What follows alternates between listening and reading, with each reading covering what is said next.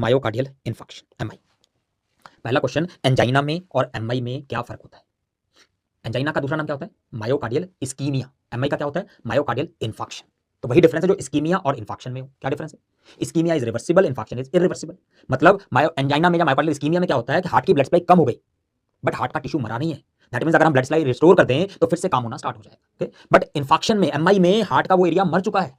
मतलब अगर हम ब्लड सप्लाई रिस्टोर भी कर दें उसको दोबारा जिंदा नहीं कर सकते और मरने से रोक देंगे, बट वो एरिया तो मर चुका है। ठीक, तो ये बेसिक डिफरेंस होता है। अब क्लिनिकली कैसे पता लगेगा कि एंजाइना है या एमआई? सिम्टम्स तो दोनों में सेम होते हैं, दोनों में चेस्ट पेन होता है, सीवियर चेस्ट पेन होता है। ठीक है, ऑल्दो हम थ्योरेटिकली पढ़ते हैं कि एमआई का पेन ज्यादा टाइम तक चलता है, एमआई में एसोसिएटेड सिम्टम्स भी होते हैं, बट मोस्टली क्लिनिकली डिफरेंशिएट करना ईजी नहीं होता है एंजाइना है कि एमआई। तो अगर क्लिनिकली डिफरेंशिएट ना कर पाए तो क्या करेंगे? ऑब्वियसली इन्वेस्टिगेशन करेंगे। क्या करेंगे? एक सिंगल इन्वेस्टिगेशन जिससे कंफर्म हो जाएगा कि एमआई एंजाइना नहीं है। क्या करेंगे? कार्डियक एंजाइम्स, ट्रोपोनिन लेवल करेंगे। अगर ट्रोपोनिन लेवल्स एलिवेटेड हैं तो वो एमआई है, अगर एलिवेटेड नहीं है तो वो एंजाइना है।